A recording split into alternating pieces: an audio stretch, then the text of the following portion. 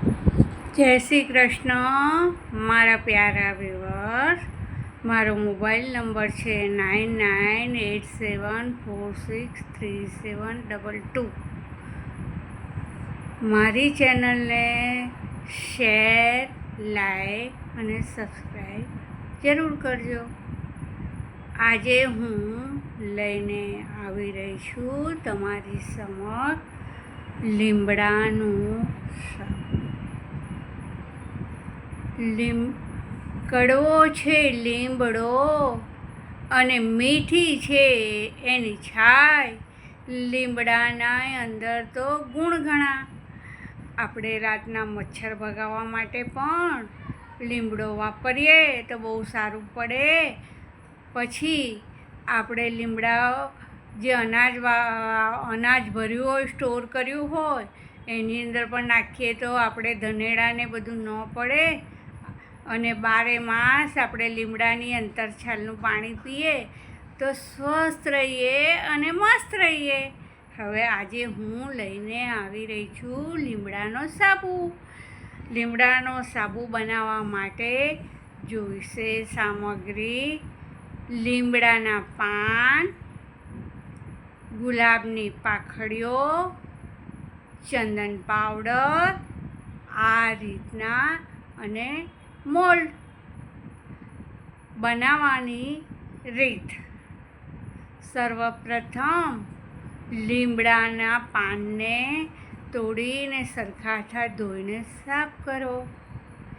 પછી મિક્સરમાં ગ્રાઇન્ડ કરો, ચર્ન કરો. અને પછી ગુલાબની પાંદડીને પણ અધકચરી ચર્ન કરો. ચંદન પાવડર આ રીતના પહેલાં સર્વપ્રથમ આપણે એક જો લોયું હોય એની અંદર લીમડાનું પાન જે આપણે ચર્ન કરેલું હોય એ ગરમ કરો અને એની અંદર ગુલાબની પાંદડી એડ કરો. અને પછી એની અંદર 1 ટેબલ સ્પૂન ચંદન પાવડર અથવા તો જે રીતના તમારે બનાવવાનું હોય એ રીતના એ કરો. અને તમને જે મોલ્ડમાં, જે શેપમાં જોતા હોય એની અંદર જરા કડક થાય એટલે એને બરાબર સાબુ નીકળી શકે એવી રીતના એની અંદર છે તે ઢાળો. અને પછી ડીપ ફ્રીઝમાં 5 મિનિટ માટે રાખો. અને પછી આ રીતના ડીપ ફ્રીઝમાંથી કાઢીને 2 મિનિટ રહીને જેમ આપણે આઈસ નીકાળીએ છીએ ને એવી રીતના સાબુ પણ નીકાળી દો તો તૈયાર છે આપણે લીમડાનો સરસ મજાનો સાબુ ઘરે બનાવવા માટે. હવે આજ હું લઈને આવી રહી છું બાળકો માટે એક સુંદર મજાની વાર્તા. એક હતો પોપટ અને એક હતો કાગડો. પોપટ અને કાગડો બંને નેબર. પછી પોપટ મોટો થયો એટલે એની મમ્મીએ એને કીધું કે પોપટ હવે તું કમાવા જા. તો ઉડતો ઉડતો પોપટ હાલ્યો જાય છે ભાઈ સરોવરની પાળ પર. ત્યાં આગળ આંબાનું ઝાડ હતું એટલે પોપટ ત્યાં આગળ પોપટભાઈ તો બેસી ગયા અને આંબાના ઝાડ ઉપર પાકી કેરી હોય ને એ સરસ મજાની ખાઈ જાય. હવે ખાતા ત્યાં આગળ એક ગાયનો ગોવાળ નીકળ્યો. તો ગાયના ગોવાળને કહે છે, અરે ગાયના ગોવાળ તું મારી મમ્મીને જઈને એટલું કહેજે, તેટલું કહેજે. પોપટ ભૂખ્યો નથી, પોપટ તરસ્યો નથી. પોપટ પાકી કેરી ખાય ને મજા કરે, આંબાની ડાળમાં ઝૂલે. પછી બીજે દિવસે બકરીનો ગોવાળ નીકળ્યો. તો એણે કીધું, બકરીના ગોવાળ બકરીના ગોવાળ, તું મારી મમ્મીને જઈને એટલું કહેજે તેટલું કહેજે. પોપટ ભૂખ્યો નથી, પોપટ તરસ્યો નથી.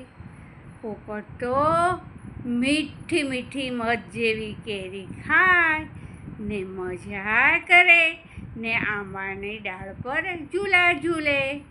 તો બકરીના ગોવાળે કીધું કે તારે આમાંથી એક બકરી જોતી હો તો લઈ લે, પણ મને એવો ટાઈમ નથી તારી મમ્મીની પાસે. આવી રીતના એણે તો ગાય, બળદ અને બકરી બધું ભેગું કરી ને આટલા બધા પૈસા રૂપિયા કમાણો. અને પછી પોપટભાઈ તો હાલ્યા એમના ઘરે. તો એમણે કીધું, મમ્મી મમ્મી બારણા ઉઘાડો, ઢોલિયા ઢળાવો, તમારો પોપટ કમાઈને આવ્યો. તો એની મમ્મીએ તો દરવાજો ખોલ્યો અને આટલા બધા પાંખમાંથી રૂપિયા મળ્યા. ત્યાં કાગાની મમ્મી બેઠી હતી. તેણે કાગડાને કીધું કે જો પોપટ તો કેટલું કમાયો. તો પછી એણે આળસુ કાગડાભાઈની મમ્મીએ એને મોકલ્યો કમાવા, પણ એ તો કાંઈ કમાઈને ન લાવ્યો. હવે બાળમિત્રો, તમે પણ મોબાઈલ લિમિટમાં જોજો. પછી છે ને મોબાઈલની રિમાર્કથી બચવાનું, મારથી બચવાનું મમ્મીને. અને રિઝલ્ટ આપણું આવે ત્યારે બહુ સુંદર રિઝલ્ટ આવે. ચલો ભાઈ ચલો, એક્ઝામ છે, વાંચી લો ભાઈ વાંચી લો. ને રિઝલ્ટ આવ્યું, શું લાવ્યું? સરસ મજાના માર્ક્સ લાવ્યું. મમ્મી પપ્પાએ શું કર્યું? ફૂલોનો ગુચ્છો આપ્યો. હસો ભાઈ હસો, आज છે રિઝલ્ટ. मैंने कहा फूलों से हंसो भाई हंसो, खूब हंसो. પછી કોઈ તો બુકે લાવ્યો ફૂલોનું, કોઈ લાવ્યો ચોકલેટનું બુકે. તો ચોકલેટનો બુકો જોઈને અરે બાળકો તો બહુ ખુશ થઈ ગયા ને એટેક કર્યો ચોકલેટ પર. પછી કોઈ લાવ્યું રૂપિયાનો બુકે અને પછી બાળકોને તો બહુ મજા પડી. પછી તો બાળકો ફરવા ગયા જાપાન, સ્વિટ્ઝરલેન્ડ. અરે જાપાનમાં તો ઇગ્લુ હાઉસમાં રહેવાની બહુ મજા. એટલે તમે બાળકો મોબાઈલ જોજો, પણ ધ્યાન લગાવીને ભણજો. ને ક્યારેક મમ્મીનો માર પડે ત્યારે લુકા છુપી રમજો. જય શ્રી કૃષ્ણ બાળમિત્રો.